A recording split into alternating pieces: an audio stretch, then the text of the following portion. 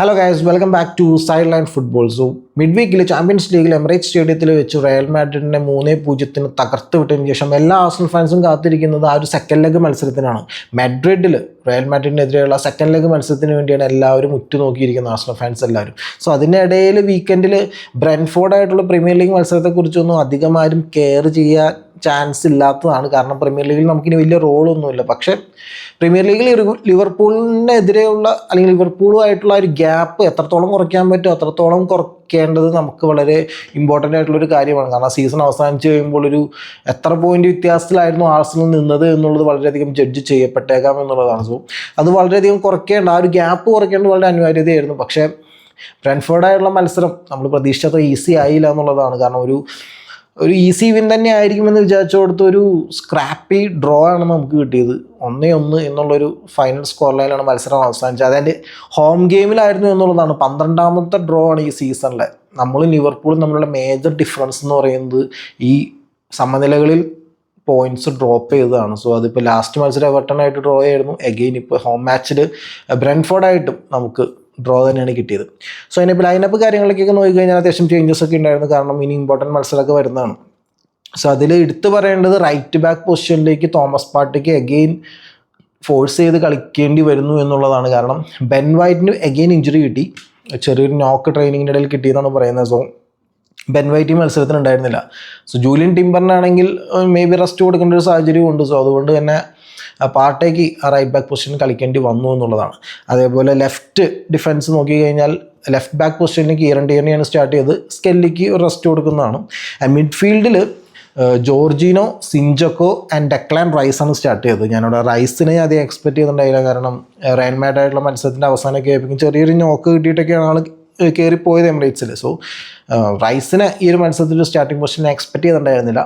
And right വിങ്ങിൽ Ethan ന്യൂനറിയും, ലെഫ്റ്റിൽ മാർട്ടിനെല്ലിയാണ് സ്റ്റാർട്ട് ചെയ്തത്. മാർട്ടിനെല്ലി ഫുൾ 90 മിനിറ്റ്സും കളിച്ചു എന്നുള്ളതാണ്. അതേപോലെ ട്രൊസാർഡാണ് സ്ട്രൈക്കിംഗ് പൊസിഷനിൽ ഉണ്ടായത് എന്നുള്ളതാണ്. Mikel Merino ബെഞ്ചിലായിരുന്നു.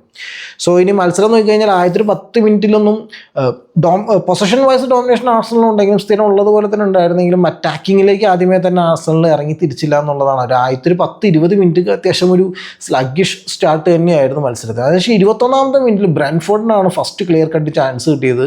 എംബൂമ വെച്ച് കൊടുക്കുന്ന അജർ എന്ന് പറയുന്ന റൈറ്റ് ബാക്ക് പ്ലെയറിന് ഓടാനായിട്ട് വെച്ച് കൊടുക്കുന്നൊരു ബോൾ ഉണ്ട് എംബൂമോ.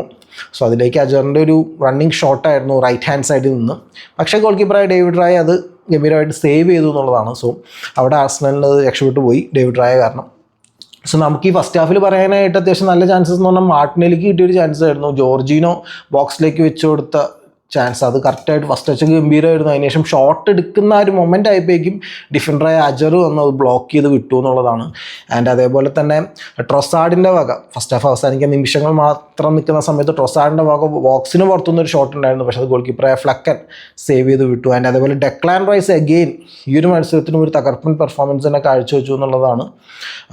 നല്ല സെറ്റ് പീസസിൽ എഗെയിൻ ആ ഒരു ഡേഞ്ചർ ഫാക്ടർ കൊണ്ടുവരുന്നുണ്ട്. കോർണേഴ്സിലൊക്കെ നല്ല ഡേഞ്ചറസ് ആയിട്ടുള്ള കോർണേഴ്സൊക്കെ വരുന്നുണ്ടായിരുന്നു. മത്സരത്തിലുടനീളം നമുക്ക് 14 ഷോട്ട് വായിച്ചാൽ 3 ഷോട്ട് ഓൺ ടാർഗറ്റാണ് ഉണ്ടായത്. അതിനകത്ത് ഒരു ഷോട്ട് ഓൺ ടാർഗറ്റ് എന്ന് പറയുന്നത് ഡെക്ലാൻ റൈസിൻ്റെ ഒരു സ്വിങ്ങിങ് കോർണർ കിക്കായിരുന്നു എന്നുള്ളതാണ്. സോ അതിന് ഫസ്റ്റ് ഹാഫ് അവസാനിച്ചു. സെക്കൻഡ് ഹാഫിലേക്ക് പോകുമ്പോഴും കളി ഇങ്ങനെ മുന്നോട്ട് കൊണ്ടുപോകുന്നു. പൊസിഷൻ വൈസൊക്കെ ഡോമിനേഷൻ നമുക്ക് സ്ഥിരമുള്ളതുപോലെ തന്നെ, പക്ഷേ ഗോള് വരുന്നില്ല. നമ്മുടെ അറ്റാക്ക് അത്ര ഒരു എന്താ പറയുക ടൂത്ത്ലെസ് അറ്റാക്ക് എന്നൊക്കെ പറയില്ല, ആ ഒരു ലെവലിലാണ് ഈ ഇന്ന് മത്സരം പോയത് എന്നുള്ളതാണ്. പക്ഷേ 61ാമത്തെ മിനിറ്റിൽ കാര്യം മാറി എന്നുള്ളതാണ്. സംഭവം കുറച്ചും കൂടി സ്വീറ്റ് ആക്കുന്ന അതൊരു കൗണ്ടർ അറ്റാക്കിംഗ് ഗോളായിരുന്നു എന്നുള്ളതാണ്. നമുക്കറിയാം നമ്മുടെ ടീമിൽ കൗണ്ടർ അറ്റാക്കിംഗ് ഗോൾ വരുന്ന എത്രത്തോളം റെയറാന്നുള്ള കാര്യം. സോ സംഭവം ബ്രെൻഫോർഡിൻ്റെ ഒരു കോർണർ കിക്കായിരുന്നു. എംബൂമാണ് കോർണർ കിക്ക് എടുത്തത്. ആൻഡ് നമ്മുടെ ഗോൾ കീപ്പറായ റായ അത് കളക്ട് ചെയ്യുന്നു. റായ പന്ത് കിട്ടിയ ഉടനെ തന്നെ ഫ്രണ്ടിലേക്ക് ചാർജ് ചെയ്യുന്നു ബോക്സിൻ്റെ എഡ്ജിലേക്ക്. എന്നിട്ട് ഉടനെ തന്നെ ഡെക്ലാൻ റൈസിന് വെച്ച് റണ്ണിങ്ങിലുള്ള ഡെക്ലാൻ റൈസിന് പന്ത് വെച്ച് കൊടുക്കുന്നുണ്ട്. അവിടെ ഡെക്ലാൻ റൈസ് ഗ്രൗണ്ടഡ് ബോളായിരുന്നു.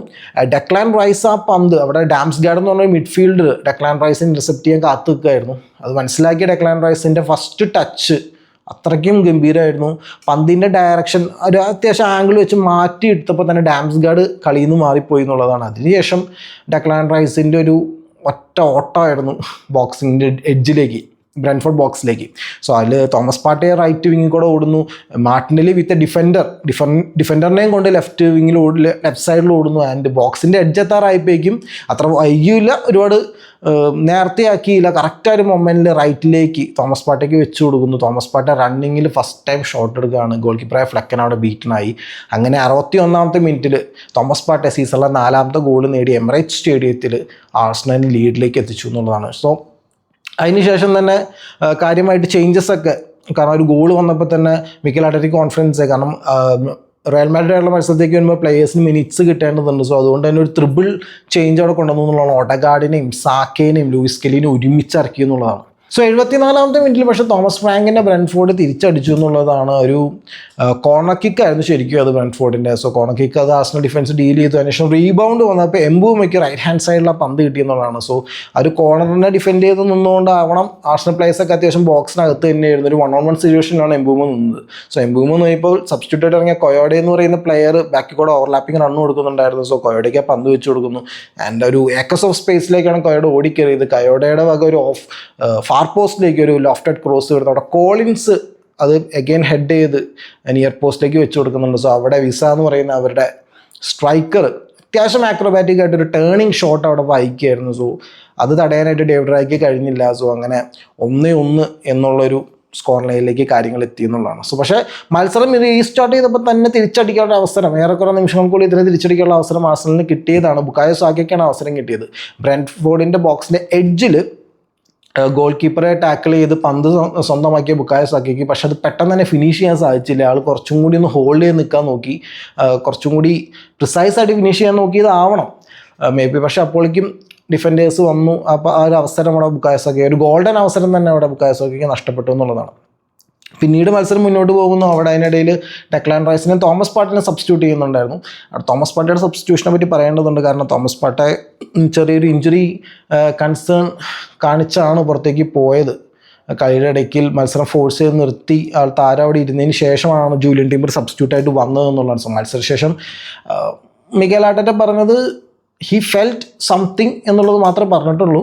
സോ കൂടുതൽ അപ്ഡേറ്റ്സ് വരേണ്ടതുണ്ട് എന്നൊരു വലിയ കൺസേൺ തന്നെയാണ്. റയൽ മാഡ്രിഡുള്ള മത്സരം ദിവസങ്ങൾക്കുള്ളിൽ വരുമ്പോൾ തോമസ് പാർട്ടി നമുക്കറിയാം ഫസ്റ്റ് ലെഗിൽ തന്നെ അത്രത്തോളം ഇമ്പോർട്ടൻറ്റ് പ്ലെയർ ആയിരുന്നു ടീമിന് എന്നുള്ളത്. സോ അതൊരു കൺസേണിങ് ന്യൂസാണ് ശരിക്കും ആർസണൽ ഫാൻസിന്.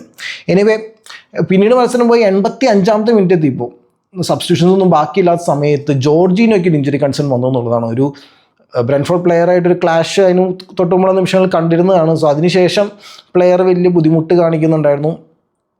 ആൻഡ് മെഡിക്കൽ ടീം വന്നതിന് ശേഷം താരത്തെ എടുത്തുകൊണ്ട് സെൽഫായിട്ട് തന്നെയാണ് താരം പുറത്തേക്ക് പോയത്. ഡഗ് ഔട്ടിലേക്കാണ് നേരെ പോയത്.